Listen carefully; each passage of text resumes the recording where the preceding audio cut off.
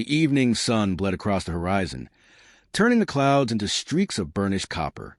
Ibrahim Traoré's convoy rolled south from the northern frontier, where he had spent a long day conferring with commanders and local elders. They had checked rations, confirmed security patrols, and ensured the newly arrived grain convoys reached villages cut off by blocked roads. In Kosuka and Tao, trucks had finally broken through. In another camp, a fresh well now gave displaced families water for the first time in weeks. Small victories, but ones that mattered. In the back seat, Ibrahim reviewed his notes, voice calm but firm. "Double the grain allotment for Kosuka and Tao," he told his aide. "And with the next convoy, send 2 nurses. Hunger and fever together will wipe out a whole village." "Yes, sir." The aide responded quickly as the convoy entered Wagadu. The city pulsed with its usual rhythm. Street vendors calling, radios crackling, motorbikes zigzagging through traffic. But Ibrahim's gaze caught on something out of place. Beneath a wide neem tree stood a young woman, barefoot. One hand cradled her swollen belly. The other clutched a small bowl of coins. People streamed past as though she were invisible. "Stop the car," Ibrahim ordered.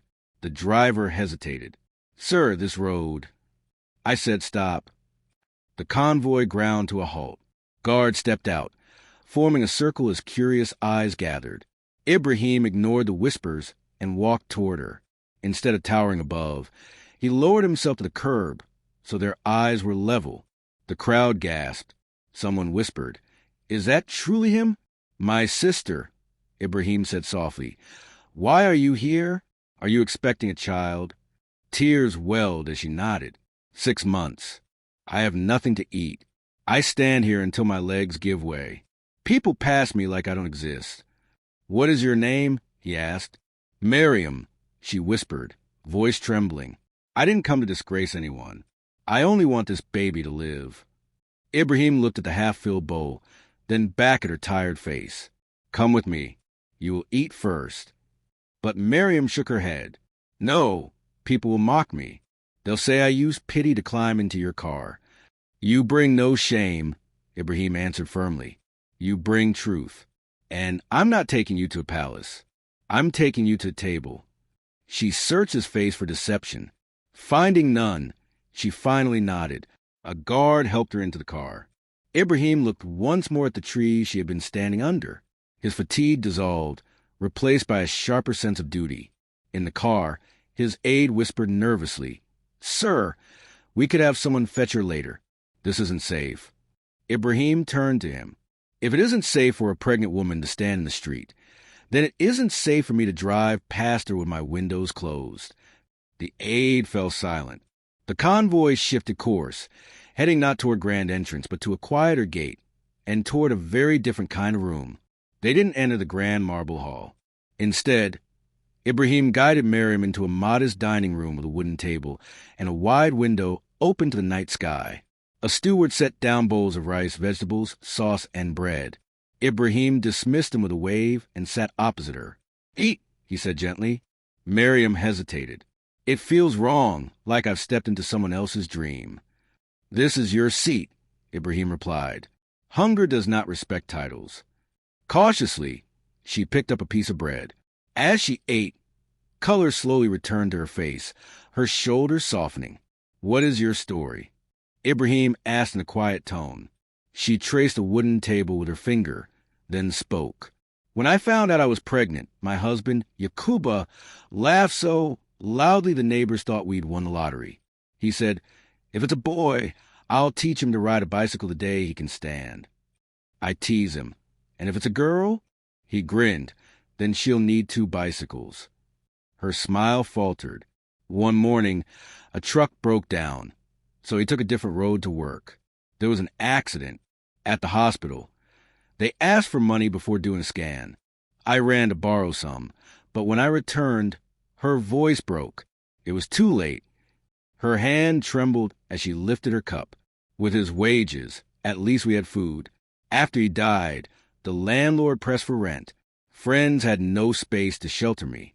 I ended up on that corner because I had nothing left. I despise begging, but I want this child to live." The room filled with heavy silence. Ibrahim leaned forward, elbows on the table. "Miriam," he said softly, "I am sorry. Sorry for the road that failed him. Sorry for the hospital that demanded money. Sorry for the silence that followed. None of this is your fault." She covered her face. "People tell me to be strong, but strength costs money." "You will not beg again," Ibrahim said firmly. "That is my promise.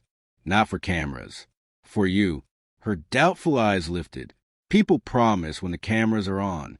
Then they disappear." "The only camera today," Ibrahim said, tapping his chest, "is my memory, and it follows me everywhere." He called for tea. Steam rose between them, softening the air. "Tell me one more thing," Ibrahim asked. "If tomorrow you could work with dignity, what would you choose?" She blinked. "Work? You mean a job?" "Yes, your dream." Her eyes brightened shyly. "Since I was little, I love flowers. A neighbor taught me their names: hibiscus, bougainvillea, jasmine. I dreamed of owning a flower shop. But dreams," she sighed, "dreams are too costly for poor."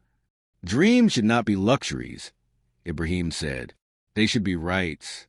Eat your bread, Miriam. Tomorrow we will walk past shuttered shops together." She stared at him, almost afraid to believe. "If this is a joke, let be a kind one." "It is not a joke," he replied. "It is a beginning." That night, Miriam slept in a guest room. Ibrahim stood at his office window. Stars scattered above like spilled salt. He picked up the phone. "Find a small shop near the market," he instructed his chief of staff. "Ask the florist by the mosque if she can train for a month. And hire a doctor to visit a pregnant mother every week without fail." "Yes, sir, but there will be talk. They'll say this is just for a story." "Let them talk," Ibrahim replied. "This isn't for headlines. It's for a child." By week's end, hammers tapped and brushes swept. A narrow storefront on a busy lane now gleamed with a new coat of white paint. A carpenter built shelves and a counter. A sign painter carefully wrote the words, "Miriam's Garden, Flowers and Hope." When Miriam stepped into the doorway, her hands flew to her cheeks, eyes wide with disbelief. The old florist from the mosque, Annie Rukia, arrived with buckets of blooms and a playful chuckle. "So, you're stealing my customers now?" she teased, pinching Miriam's arm. "Good. The city needs more color." Ibrahim arrived quietly, without fanfare. He bought the first bouquet, roses, chrysanthemums, and sprigs of mint. "Business begins with hope," he said, dropping coins into the tin box and winking at a boy staring at his uniform. The basics were simple. A small grant to cover rent and stock, Dr. Salif to visit weekly, and a note painted neatly on the back wall. "We sell flowers, not dignity." No bribes. No shameful debts. The first days were sweet. Women bought garlands for weddings. A teacher carried home 2 potted plants for her classroom. A taxi driver grinned as he purchased a single rose. "My wife thinks I've forgotten romance," he laughed. But trouble soon knocked. A man in a leather jacket leaned on the counter. "Nice shop. This lane has rules. Pay the safety fee and nothing bad happens." Miriam's throat went dry. "I don't have a safety fee. I have a business and a baby." He tapped the counter. "Everyone pays." Before she could answer, Annie Rukia stepped forward, eyes sharp. "She pays her taxes like the rest of us." "She won't pay you." The man smirked. "We'll see." That afternoon, the electricity cut off. The flower fridge warmed. By evening, whispers spread online. Palace Pet handed a free shop, while others starve. An opposition blogger mocked it as a pity performance. A clerk claimed her permit lacked a stamp, one now costing 5 times the usual. Miriam wept in the back room. "Maybe I should close," she whispered. Rukia held her hands. "Child, you worked harder in a week than some men do in a year. Trouble found you on the street. You didn't quit then. Don't quit now." When Dr. Salif arrived for his weekly check, he found her wiping tears behind a crate. He listened to the baby's heartbeat, nodded, and said, "Your blood pressure is high. Drink more water. Rest when you can. And if trouble knocks, call this number." He pressed a card into her palm. That evening, Ibrahim came in plain clothes. He bought a small plant and asked, How was your day? Miriam told him everything. The man, the rumors, the missing stamp. She braced for his anger. He was angry but steady. Tomorrow, 2 things will happen. First, we file a quiet complaint against the extortion. Second, we begin a pilot program. Small, honest shops. If a shop is harassed, we send a lawyer. If a permit gets stuck, we unstick it. If rumors spread, we answer with facts. This is not charity, Miriam. This is governance. She drew a long breath. And if they laugh at us?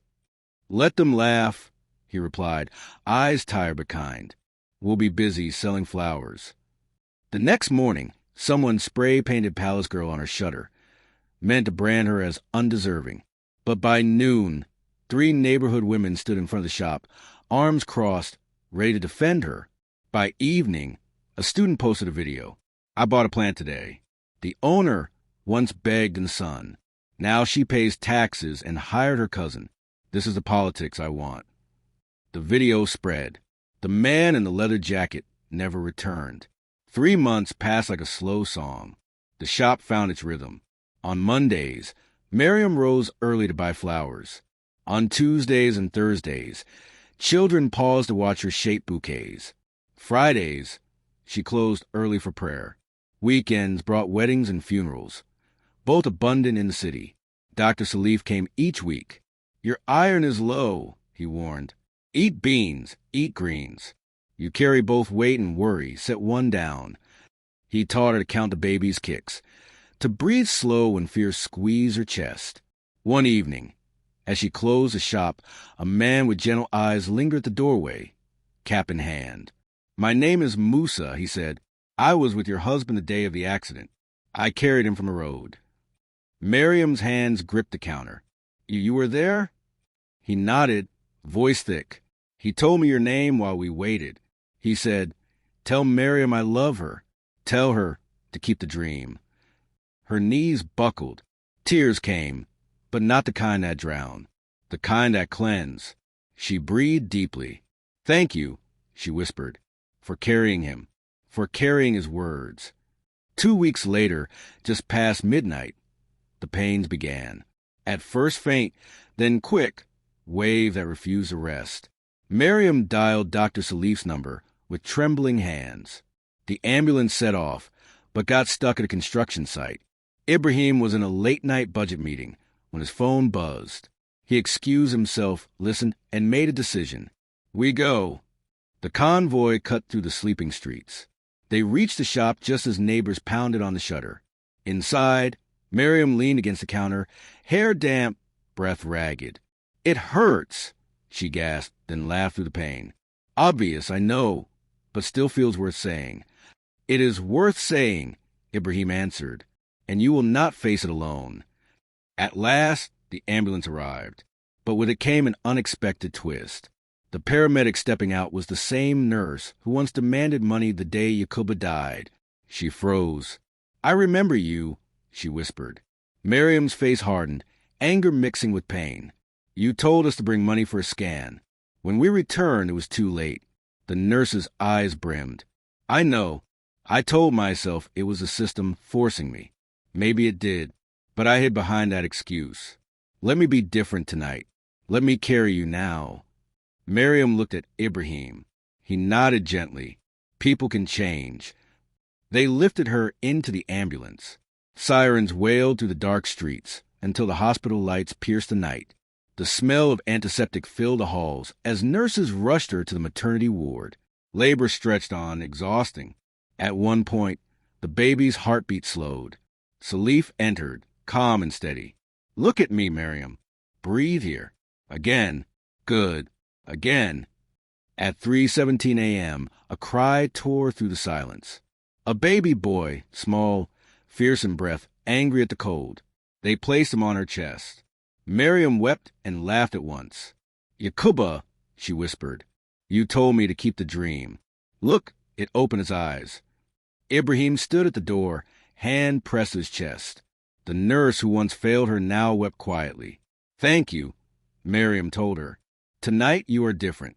Stay different. When dawn broke, Ibrahim brought dates and milk. For strength, he said, "What shall we name him?" he asked. Miriam smiled through tears. "He will carry his father's name, Yakuba, so the road remembers to apologize. And he will carry your gift too, Nasir, helper, so he remembers what help looks like." Ibrahim laughed softly. "Then welcome, Yakuba Nasir. May your life be longer than our complaints, and your heart quicker than our excuses."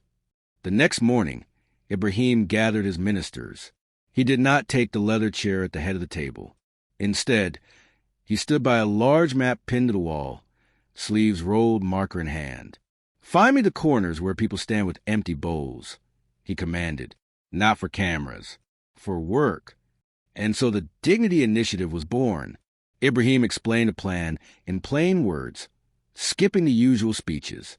Step one was listening. Volunteers, nurses, and village elders would walk the streets and hamlets, writing down the names of families most at risk, widows, single mothers, disabled workers, children left alone. To ensure no voice was missed, a simple code, 151 hashtag, would allow anyone to send cases straight to the government. Step two was tools, not pity. Small grants and training would help restart livelihoods. Carpenters with new equipment, tailors with sewing machines, bicycle repairers with spare parts, peanut pressers with sturdier devices, even flower sellers with seeds and stands. Step three was health. Mothers would receive free care. Children would get regular checkups. Clinic fees had to be posted clearly on doors, so no one could be cheated. Integrity desks would be set up inside hospitals for complaints, and a hotline created for those too afraid to speak publicly. Step four was transparency. Every Friday, the nation would see a ledger, money in, money out, projects completed, babies delivered safely. Failures would be written down too, like debts that needed repayment. But politics struck quickly. On live television, a party spokesman sneered, "If the president wants flower shops, perhaps he should open one for everyone." A cartoonist drew him watering votes instead of plants. A radio host joked, "Will the Dignity Initiative also pay for weddings?" The ridicule spread faster than the facts. Inside government, old habits fought back. Permits still meant bribes. Lists conveniently left out names. Complaints piled higher each day. The battle for dignity had only begun, and Ibrahim knew the real enemy wasn't hunger, but corruption wearing familiar faces. He expected resistance. So he went live on air, not with a polished speech, but with a chalkboard. "Here's the budget," he wrote. "Here's the cost of 10 flower fridges. Here is the cost of 10 funerals for mothers who died in childbirth. Which is cheaper?" A caller said, "My sister still had to pay for gloves yesterday." Ibrahim wrote the clinic's name on the board. "I will call the director. Next week, you call me back and tell me if it changed." Not everyone believed, but enough did. A widow in Zenir opened a charcoal stall. A boy in Bobo repaired bicycles again. 2 midwives in Kaya refused bribes and earned bonuses instead of rumors. Integrity desks became small islands of trust. 2 months later, Miriam visited the palace with baby Yakuba. He clutched Ibrahim's finger tightly. "He is strong," Ibrahim said, mock-winching. "He thinks your hand is a branch that feeds," Miriam teased. They strolled through the palace garden. "How is the shop?" Ibrahim asked. "Busy," she smiled. "We sell seeds now." Children love planning what they can eat. 3 women asked me to teach them arranging. We practice after sunset. "I'll add teaching grants," Ibrahim said. "When learners teach, learning doubles." "Don't make this program yours alone," Miriam warned. "Let it belong to the people. If you fall, it must still stand." He nodded. "Then we'll write it into law." Weeks later, Ibrahim sat for a national broadcast. Behind him, a hand-drawn map of new projects covered the wall, and a stack of ledgers rested at his elbow. "My people," he began. "Months ago I met a woman on the street. She was pregnant and hungry. Her husband had died on a road we all travel. She stood with a bowl and a belly. Today she owns a flower shop. Yesterday she gave birth to a son. His name is Yakuba Nasir." He paused. The name seemed to belong to everyone. "We began the Dignity Initiative because no woman should beg to live, and no child should inherit hunger. This is not charity. It is simply the state fulfilling its duty. making roads safer, clinics fairer, and tables longer. He opened the ledger. Here's what we spent. Here are the projects. Here are the failures, and what we will do Monday to fix them. A journalist asked, "Critics say you are buying affection with small gifts. What do you say?" Ibrahim smiled. "If dignity is mistaken for a gift, then we have forgotten its real price. We are not giving favors. We are returning what was always theirs, the right to work without shame, to heal without hidden fees, to dream without permission." Calls poured in. A midwife from Kaya thanked him. A man from Banora complained about an inspector. A student asked how to volunteer. Ibrahim answered each as though mending broken desks in classroom. When the camera went dark, he leaned back. For once, the exhaustion felt worth it. The next morning, Miriam rocked baby Yakuba outside her shop. A woman approached, clutching a folded sheet of paper. "My name is Hail Lima," she said. "5 widows live on our street. One is blind. Another hides from her landlord. Could you help us write our requests?" "Bring them tonight," Miriam said warmly. "We will make tea and write together. If we cry, we will cry into cups we later wash and use again." 2 days later, Parliament debated the Dignity Act. The bill was far from perfect. Audits were required. Spending caps set. Clinics forced to post phone numbers and fees. Some argued, some stalled. But pressure came from ledgers, from radios, from mothers outside clinics. It was not loud. It was steady. And so the bill passed. Ibrahim returned to the border where the story had begun. The same dust, the same road. But now the trucks carried not just grain, but also cement for a training center. A child waved. He waved back. As the convoy slowed near the neem tree, he noticed another woman standing there, thin and weary. His heart tightened until he saw something new. Nailed to the trunk was a blue sign. If you need work or help, dial 151. If you can offer work or help, dial 151. Beneath it, a folding chair, just enough to sit while dialing. Ibrahim smiled softly. "Small things, big doors," he whispered. That night, he visited the hospital. The nurse from the ambulance was working an extra shift. She froze when she saw him. "I didn't come to punish," Ibrahim said. "I came to ask if you will train others to refuse bribes." Tears welled. "Yes, I have debts to repay to the living." The corridors smelled the same, but felt different. Weeks later came the final twist. On the anniversary of Yakuba's death, a depot worker arrived at the shop with a package. "Your husband loaded trucks here," he explained. "We found this in his locker." Inside was a notebook. On the first page, in Yakuba's careful handwriting, were sketches of a flower shop, shelves, buckets, a painted sign. At the bottom, he had written, "If I cannot build this, help her build it." Miriam froze. The world narrowed to ink paper in her racing heart. She kissed the page and pressed it to baby Yakuba's cheek. "Look," she whispered, "your father kept the door open, even after he left." She framed the page and hung it behind the counter. Customers paused to read it, then walked away standing taller. Months later, Ibrahim stopped by. He bought 2 roses. "For who?" Miriam teased. "For the ledger," he grinned. "It needs color." "And for yourself?" she laughed. "You look like a man who could use a flower in his pocket." He tucked one into his shirt. Baby Yakuba slapped the counter in approval. Ibrahim bent low. "Grow well, little one. When you are old enough, we will ride bicycles in the square. Your mother will sell us water when we pretend to be champions." "Pretend?" Miriam smiled. "We will be champions." He left to face the day. The fragrance of petals trailed him into the street. And beneath the neem tree that once sheltered sorrow, the blue sign now pointed toward dignity. The city began to learn a new habit. When someone stood alone, you didn't look away. You pulled up a chair, dialed a number, and stayed until help arrived. No more begging for survival. No more buying mercy. Only doors on hinges, and people willing to open them. Because true leadership is not about titles or palaces. It is about pausing for those everyone else walks past. Real change begins when dignity is treated not as a favor, but as a right.